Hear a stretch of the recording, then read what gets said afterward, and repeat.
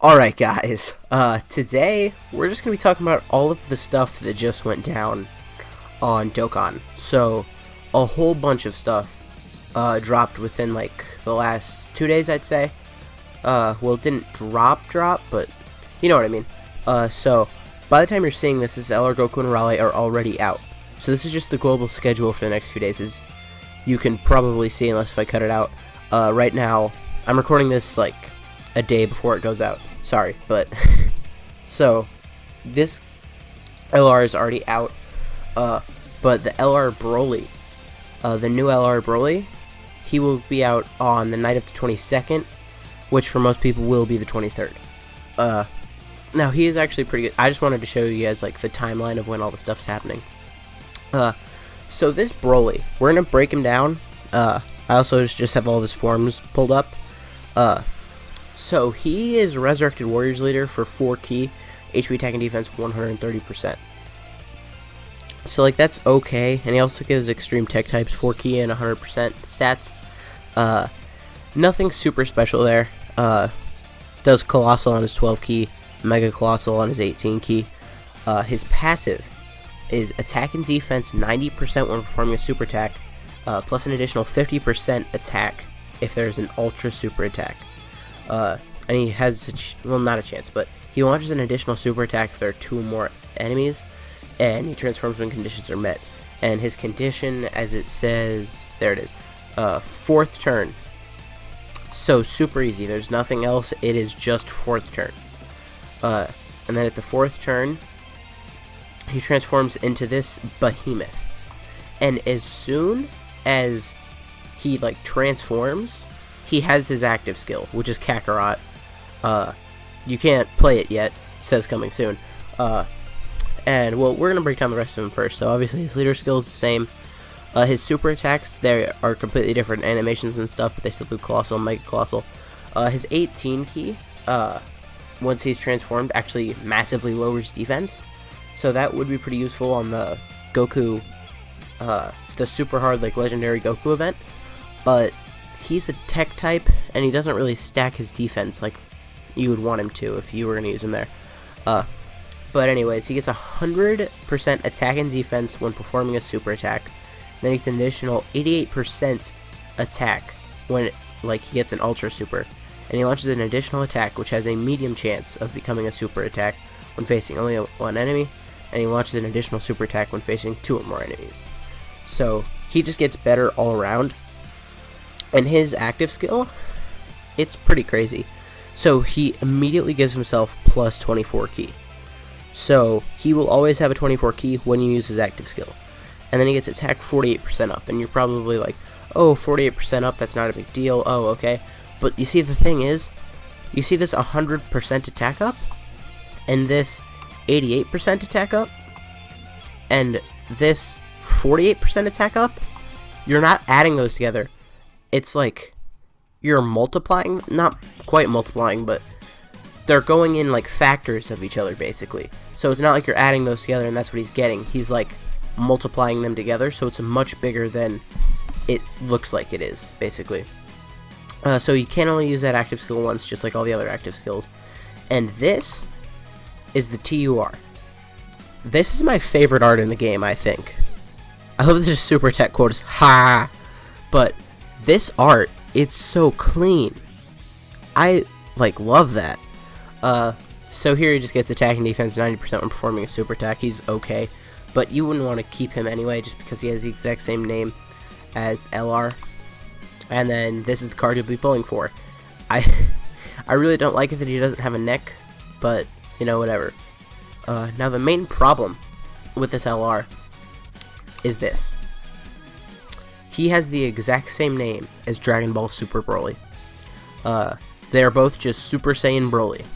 So, you can't properly use him on the movie bosses or the full power team, because both of them are like ran by Broly.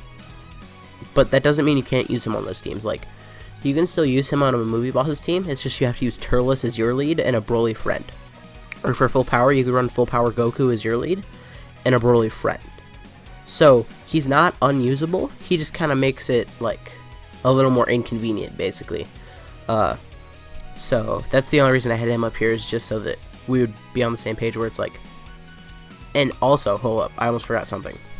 Once this guy transforms, they have a different name. This is full power Broly. This Broly transforms into legendary Super Saiyan Broly, as you can see up here. So you can link them together, and that's monstrous.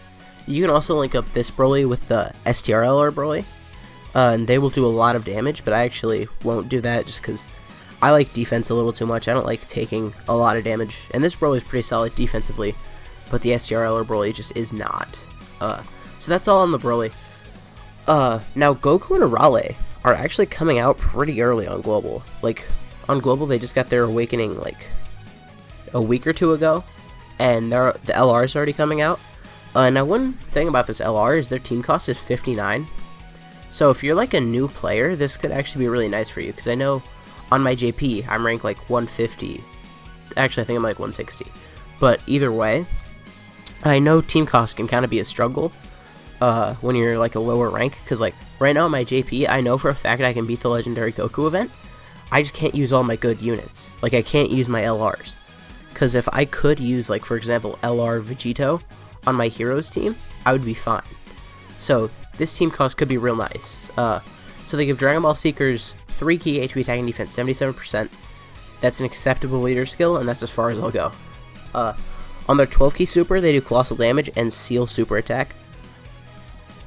That is very useful, but you're never going to see it, because for this LR, I'd say about 90% of the time, even though most of the time you're not going to have like any of their key links active, you're going to get the 18 key super, which greatly raises defense for 1 turn and causes mega colossal damage to enemy, because of their passive, which randomly changes key spheres of a certain type to rainbow key spheres.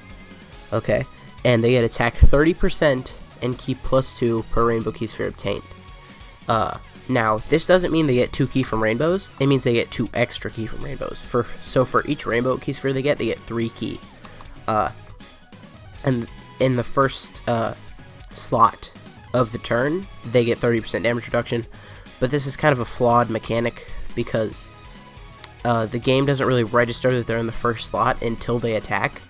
So, you know, there are 4 slots to attack. The first attack that they will take, they won't have like the 30% damage reduction, because the game doesn't know yet that they're in the first slot, so it has to be after they attack for them to realize that.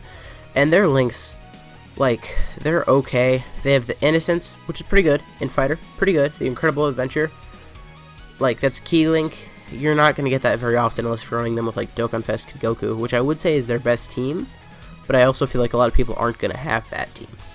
They have Guidance of the Dragon Balls, which is a 20% attack link, but again, you know, not many units have that. Penguin Village Adventures, which is a 15% attack link, but legitimately no one you're going to use with them has it. Like, Physical Arale has it, but a lot of people don't have Physical Arale, and those that do know that she's not super great. She gets 120% attack up, and that's about it. I also have Shattering the Limit, which is pretty good. Legendary Power, which is pretty good. I want to see their stats real quick, because I actually haven't looked at their stats. Yeah, their stats are pretty low, like, for an LR, all things considered, like rainbow stats. But they do have a low team cost, that's pretty good.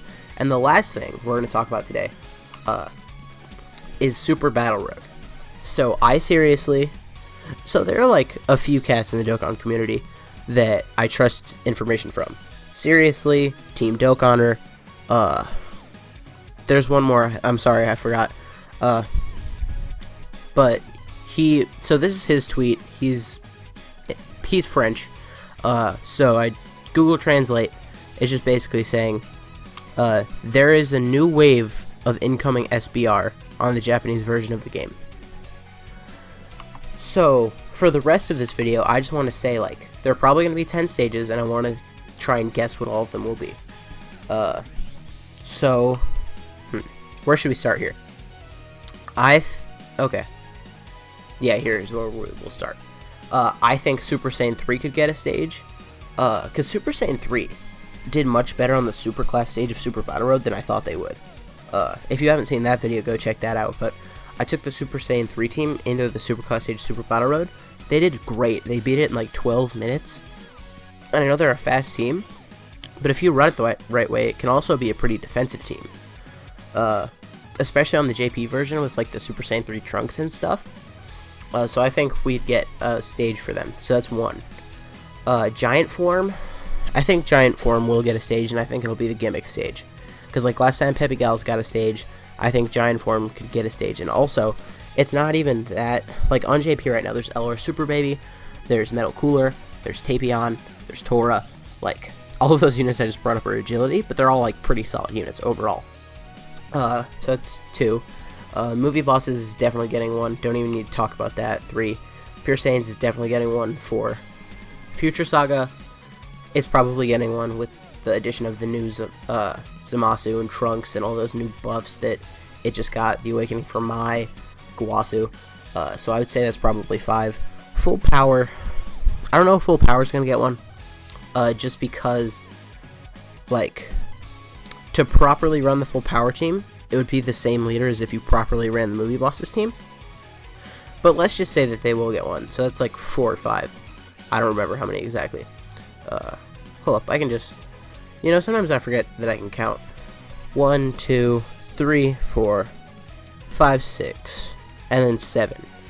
I think the androids category is definitely getting 1, because there are multiple leaders. They're very good defensive units. LR Cell isn't really great on any Super Battle Road stages. I feel like he needs this, basically.